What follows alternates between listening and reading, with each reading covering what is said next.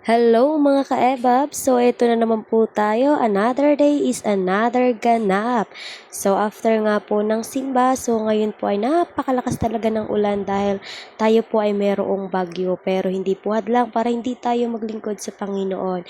At syempre hindi ko na po gaano na i-video ang mga kaganapan at pagkatapos po niyan ay nagkaroon po ng celebration dito sa aming simbahan din. So talaga pong dito sa church namin ay laging attendan din ng mga iba't ibang event. So, nakakalibre ang mga kamanggagawa kapag may mga pa-event dahil dito lang po ginaganap sa church. At ngayon nga po ay ang isa sa magbi-birthday ngayon ay anak ng isang kamanggagawa at siya po ay 60 years old at syempre nandun na din ang dedication. So ito nga pala ang kaganapan sa mga oras na ito, nag-decor at ito ang kanilang mga candies at ito ang kanilang mga loot bag, ito ang kanilang pag-giveaway para sa ninong at ninang at para sa mga visitors. Tingnan nyo naman, ano lang to, sariling gawa lamang itong pag-giveaway na itong Alicia Gem. Tingnan nyo naman, napakaganda. So, kapag gusto nyo magpagawa ng ganitong,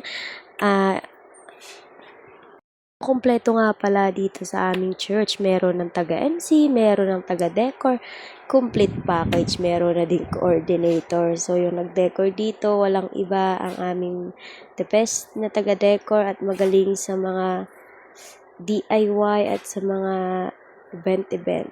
Yung gusto nyo siyang i-hire para magpa-print ng mga invitation, wedding, birthday, or something, i-PM nyo lang Miss Erilyn Itones at talaga namang napakaganda ng kanyang mga gawa. At syempre, at ito na nga po ang event natin. Ito, at kami nga po pala ang MC, kami ni Ate Irene Itones. At syempre, ito na nga po mga kaganapan. Nagkaroon lang ng mga kaunting palaro.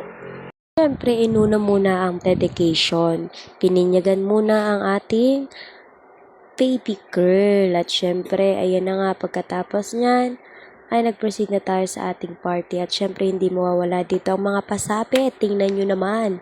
Laging excited ang mga bata dyan. Naalala ko tuloy nung ako'y bata pa. Nung ako'y bata pa. Ay talaga namang ako'y nangunguna din sa pangunguha ng ganit. Ako'y may pag-iyak pa pag ako'y hindi nakakuha. Sino-sino relate dyan? At ito na nga po, nagbalot na ako ng mga regalo. So, talagang magpapasko na guys. Sino ba dito ang aking mga inaanak at nang makapagbalot-balot na ng mga ipamimigay? Ang tanong, may ibabalot ba tayo? Pera? Wala pa. So, ito nga pala mga pagkain nila guys. So, hindi ko na may isa-isa. So, after nyan, hindi ko na rin nabidyuhan. Nagkain na at nag-uwian na. Kainan. So, hanggang sa muli guys. Paalam. God bless. Please subscribe and share. And you may send the star. Thank you.